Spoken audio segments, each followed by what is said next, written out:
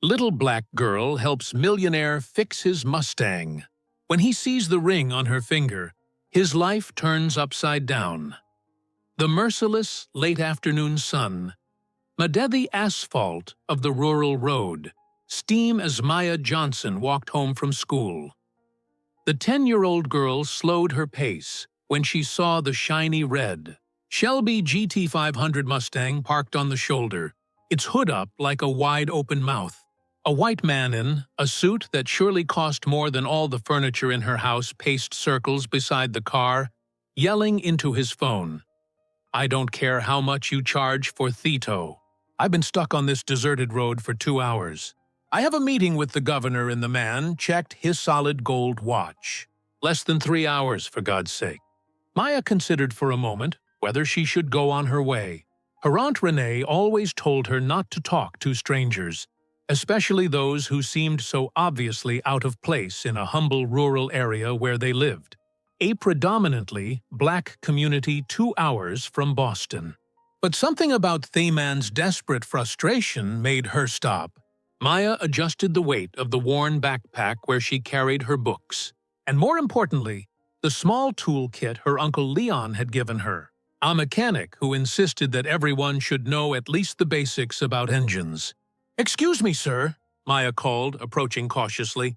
"Need some help with your car?" Andrew Whitaker, CEO of Whitaker Enterprises and owner of half of Boston's commercial real estate, turned in surprise.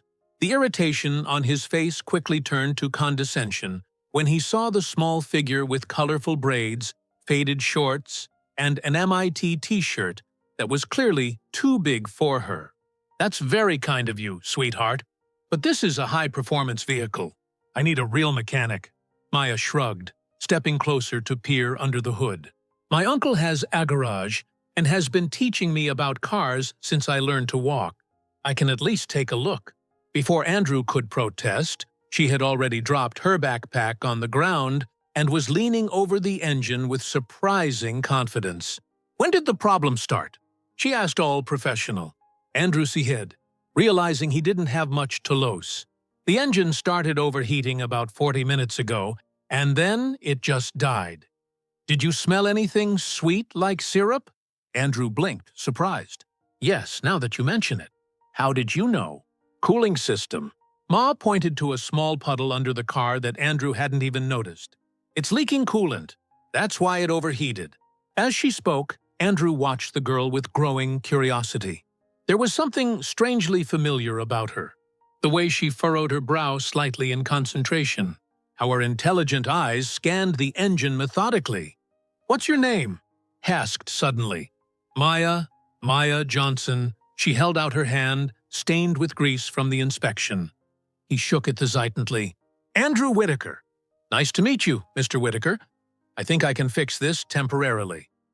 Maya opened her backpack and took out a small metal case. "Uncle Leon makes me carry an emergency kit. You never know when someone might need help on the road." Andrew watched, fascinated as the girl worked with impressive efficiency, locating the leak in the radiator hose and applying a special tape. "That should hold until you get to town," she explained. "But you'll need to add water to replace the lost coolant." It was when Mia raised her hand to brush her hair away from her face that Andrew saw it. A ring with an emerald green stone set in antique gold held on her finger, with thread wrapped around the base to keep it from slipping off her small finger. Andrew's world seemed to stop. The sun glinted off the stone, reflecting an internal pattern he would recognize anywhere. A small crescent-shaped imperfection. A ring he had given 12 years ago to a little girl named Maya at an orphanage called Little Angels, days before it was mysteriously closed.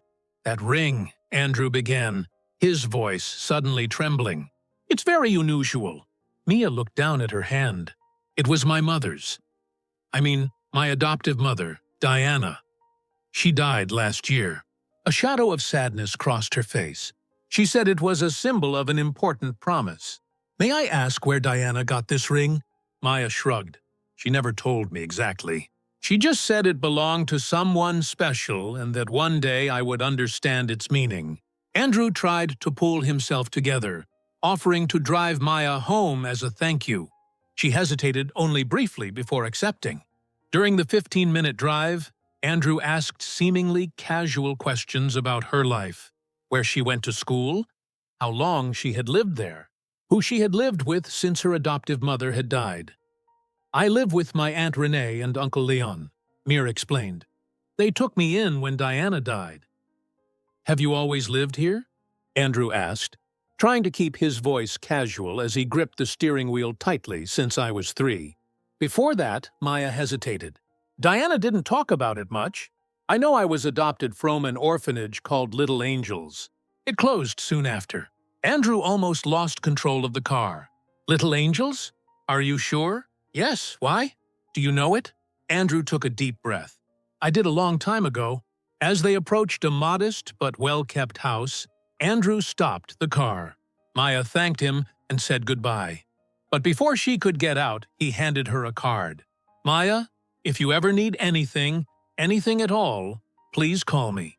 The girl accepted the card with a curious look and got out of the car. Andrew watched as she ran toward the house, the ring sparkling in the sun. His hands trembled as he picked up the phone to call his private investigator. What Mia couldn't know as she waved one last time to the stranger in his expensive car was that this chance encounter had just set in motion events that would reveal secrets kept for more than a decade. Secrets that connected a billion-dollar empire, a mysteriously closed orphanage, and a black girl with an extraordinary ability to fix broken things. If this story of unlikely coincidences and hidden connections has piqued your curiosity, be sure to sign up to find out how a simple ring would become the key to unlocking a web of power, prejudice, and a truth that would change lives forever. Andrew spent 3 sleepless nights staring at enlarged photos of the emerald ring his investigator had captured, the jewel he had given little Maya at the Little Angels orphanage as a promise that he would come back for her, a promise he never kept. In his office at Whitaker Enterprises, he examined documents scattered across his desk. 12 years ago, his father, Howard Whitaker, had bought the Little Angels property for a fraction of its value, citing financial irregularities. Coincidentally, Andrew was named CEO shortly thereafter. "Mr. Whitaker, Mr. Evans from Legal, is here with the Horizon Project documents," his assistant announced. The Horizon Project, a luxury complex under construction on the very site where the orphanage had once stood. Andrew quickly tucked the reports away before Evans entered. "The Little Angels acquisition documents are here," Evans said. "Although, I don't understand why we're revisiting old business. Your father was quite specific about keeping these documents on file."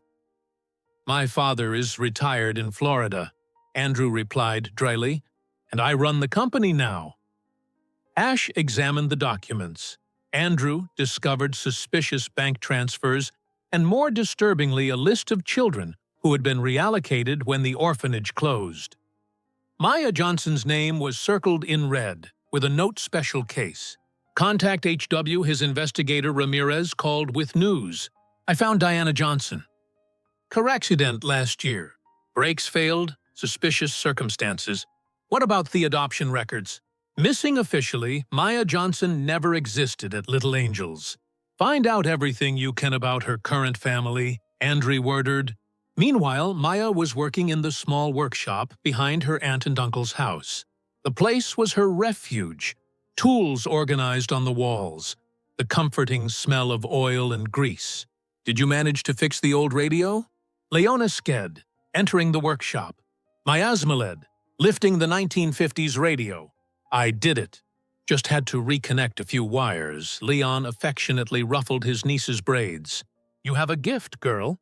I've never seen anyone understand machines like you." "Uncle, do you think my mom would be proud? Diana was so proud of you. She could have burst." Maya shet-whirled the ring on her finger. "I met RH Man the other day. His car broke down and I fixed it. He recognized my ring." Leon froze. "What man?" "Andrew Whitaker. He gave me his card." Maya showed them the card. "He seemed strange when he saw my ring." Leon's face palled. He exchanged glances with Renee, who appeared at the door. "Maya, dear," Renee said tensely, "remember when we promised to tell you the truth about Diana when you were older? I think that time has come." That night Maya heard the hidden story, how Diana, a nurse at the orphanage, had run away with her when the orphanage suddenly closed. How they'd changed their names and gone into hiding for years, always looking over their shoulders. "Your mother left this for you," Renee said, handing her a yellowed envelope. "She made us promise to give it to you only if someone from the Whitaker family showed up." With trembling hands, Mia began to read. "My dear Maya, if you are reading this, someone has found you. There are things you need to know." At Andrew's apartment, Ramirez called again. "Sir, someone else is investigating little angels. A reporter named Marcus Hayes." "What does she know?" "Quite a lot. And he has a theory about why her father was interested in certain children at the orphanage, specifically children with unusual talents." The next day, a black SUV pulled up in front of Mia's school. 2 men in suits watched as she left with her friends. "Is that her? The girl with the emerald ring?" "Yes." "Mr. Whitaker Sr. wants to see her immediately." What they didn't know was that Leon was parked across the street. He took out his cell phone and dialed a number Diana had left for emergencies. "Marcus Hayes. It's about little angels," Leon said, "and a girl with an emerald ring. I found the proof you're looking for at Whitaker Enterprises."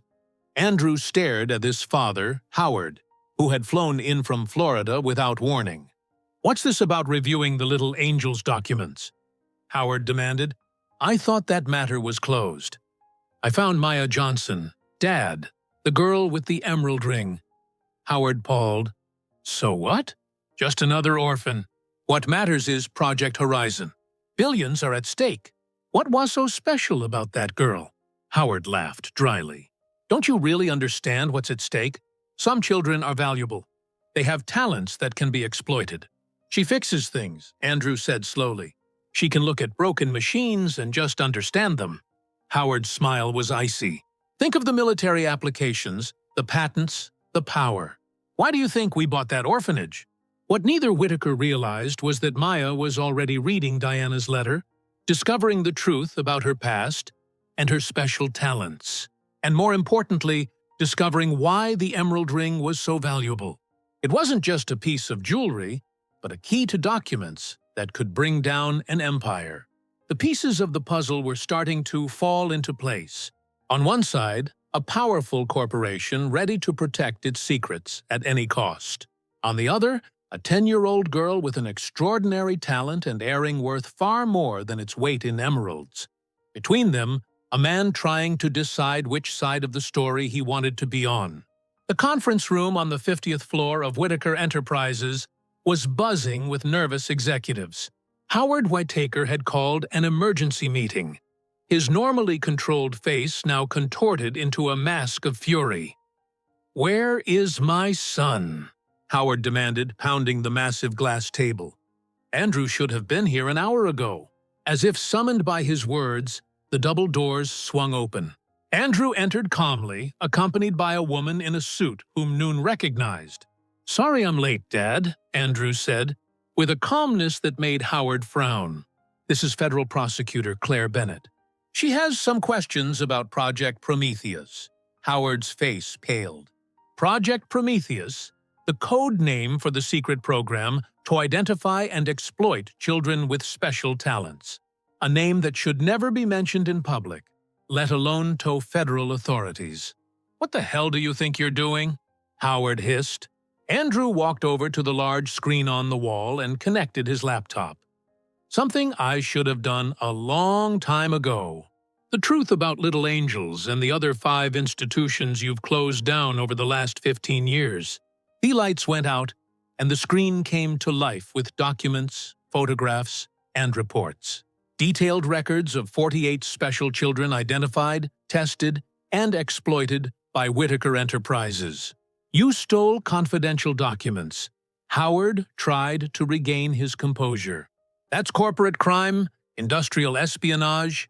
Documents evidencing far worse crimes, Andrew replied. Unauthorized experiments on minors, falsification of adoption records, bribery of public officials, intimidation of witnesses. A video began playing on the screen. Security footage from 12 years ago. A young nurse whom Andrew now knew to be Diana Johnson fleeing in the middle of the night with a child in her arms. Next, a clip of Howard instructing security guards, "Find her. The girl has significant military potential. We can't lose her." 3 Little Angels employees died in accidents in the weeks that followed.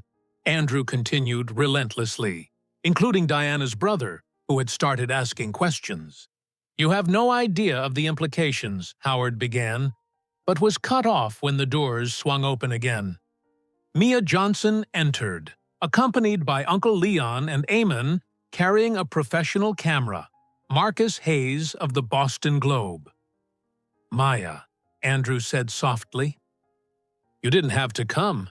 "Yes, I did," she replied with surprising dignity for someone so young. "Diana always said that one day I would have to face the men who made us run." Howard looked at the girl, his expression shifting from shock to cold calculation. "So, you're the prodigious Project 17. I didn't imagine you'd be so small." "And you're the man who killed my mother," Maya replied, her gaze unflinching. "Her brakes didn't fail by accident, did they?" Howard smiled, regaining his confidence.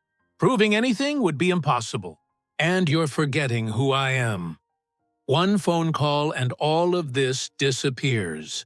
That's when Maya opened her backpack and took out the emerald ring. With deft fingers, she turned the stone, revealing a secret compartment. From inside, she took out a tiny device. "Diana was smarter than you thought," she said. "This is a storage device she hid in the ring. It contains backup copies of all the Little Angels records, including recordings of your meetings with military doctors about harnessing children with enhanced cognitive abilities for strategic applications." Howard Whitaker, for the first time in his life, was speechless. "This is being broadcast live right now," Marcus Hayes explained, pointing to his camera. "To our studio and directly to social media platforms. Over 10,000 people are already watching." Andrew walked over to his father, keeping his voice low. "It's over. The prosecutor has a deal for me. Full cooperation in exchange for immunity. As for you, well, we'll let a jury decide." As federal agents entered the room to arrest Howard Whitaker, Maya approached the man who had destroyed so many lives. "My mother taught me that broken machines can be fixed," she said calmly, "but broken people need to fix themselves. I hope you get that chance in prison." Howard was led away, his empire crumbling live for the world to see. In the days that followed, Whitaker Enterprises' stock plummeted. Investigations revealed decades of unethical practices, illegal experimentation, and systematic corruption. Andrew watched it all with a complex mix of relief and regret. He had lost his family and his inheritance, but he had found something more valuable: his integrity. In the courthouse, as Howard awaited his preliminary hearing, Mia approached Andrew on the steps outside. "What happens now?" she asked, the emerald ring sparkling on her finger, no longer a symbol of secrets, but of truth revealed. Andrew looked out at the city skyline, at the skyscrapers that had been built with money stained by exploitation and suffering. Among them, the gleaming Whitaker building, which would soon lose its name. "Now," he said, "we rebuild. Not just buildings, but lives." What none of them could have predicted at that moment was how that rebuilding would transform not just their lives, but an entire community. An empire built on exploitation was crumbling.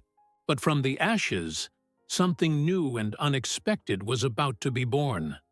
Something that would forever change the way the world viewed exceptional talent in unlikely places. 5 years have passed since the day Maya Johnson exposed the truth about the Whitaker Empire. On a sunny spring morning, she walked through the halls of a newly opened Johnson Center for Young Inventors, a sprawling complex of labs, workshops, and classrooms built on the same site where the Little Angels Orphanage once stood. The sensors in the East Wing are still malfunctioning. Maya, now 15, told the group of engineers following her. Her experienced eyes identified problems in complex systems with the same ease with which she had detected a leak in a Mustang's radiator years ago. At the back of the center, Andrew Whitaker talked with investors, his suit replaced by jeans and a button-down shirt. The former billionaire heir had donated his entire personal fortune to found the Prometheus Initiative, no longer an exploration project, but a program dedicated to identifying talented young people from marginalized communities and providing them with opportunities. We discovered 23 children with exceptional talents just this quarter, Andrew explained. Each one receives a full scholarship and personalized mentoring. No contracts, no exploitation, no secrets. Andrew's transformation surprised many, especially former executives at Whitaker Enterprises. Thiemann, who had once been heir to an empire built on exploitation, was now dedicating his life to repairing damage and creating genuine opportunities. Maya is about to publish her third patent, said Leon, who now ran the Sense Engineering program. Harvard, MIT, and Stanford are already fighting over who will recruit her. On the Sense main wall, an exhibit documented the entire story. Photographs of the orphanage, newspaper clippings about the fall of Whitaker Enterprises, and a headline that changed everything. Whitaker Empire collapses after teenage revelations. Meanwhile, in a medium-security federal prison, Howard Whitaker stared at the walls of his cell. Teddy Kuhn, who once controlled billions and manipulated lives, now spent his days in confinement, abandoned by former allies, his fortune confiscated, his name forever tarnished. He refuses to participate in any rehabilitation program, a guard commented. He still believes he'll get out of here. Andre built everything. The arrogance that had been his trademark was now just acid caricature. An old man clinging to dreams of power that would never come true. That night, the Johnson Center held its first major graduation ceremony. 12 young people from disadvantaged communities had completed the intensive 2-year program, each with job offers or college scholarships in hand. Maya, still too young to graduate, but already recognized as a mentor by her older peers, took the stage to give a speech. Saturday. When I was 10, I fixed a stranger's car on the side of the road, she began, twirling the emerald ring on her finger. Now a symbol not of secrets, but of transformation. That small act of generosity exposed a web of exploitation, but it also paved the way for something new and better. Andrew watched from the back of the auditorium, his eyes watering. The girl who had destroyed his old world had, in fact, given him a purpose that no fortune could buy. My adoptive mother, Diana, used to say that broken machines can be fixed, but broken systems need to be redesigned from the ground up. Maya continued. That's what we're doing here. Not just fixing what was wrong, but building something entirely new. The next day, Maya received an unexpected letter. The sender, Victoria Whitaker, Howard's daughter, who had renounced her family name after the scandal and now worked as a federal prosecutor. We found 5 more orphanages with programs similar to Little Angels. The letter read, "Thanks to your testimony and the evidence you gathered, we've been able to identify and protect 37 more children. Some have talents like yours. When you're ready, they'd love to meet you." As Maya read the letter to Andrew, Uncle Leon, and Aunt Renee, a sense of closure hung in the air. What had begun with a chance encounter on the side of the road had become a quiet revolution, transforming not only their lives, Bhutan's entire system that had thrived on the exploitation of the vulnerable. You know what's ironic? Andrew said, Howard always said he was building a legacy. And he really did. Just not the way he imagined it. Maya looked out the window at the children playing in the Sense Gardens, free from the kind of manipulation that had nearly defined her own destiny. Real power was never in the buildings or bank accounts, she replied. It was in the ability to make a difference in other people's lives. That evening, as the sun set over the Johnson Center, a new sign was unveiled at the entrance. Every talent deserves to flourish. Every child deserves freedom. It was a promise for the future, built on the ashes of a past they refused to repeat. If this story of justice, resilience, and transformation touched your heart, be sure to subscribe to the channel for more stories about how small acts of courage can change entire systems, and how true reparation isn't just about punishing evil, but about building something better in its case.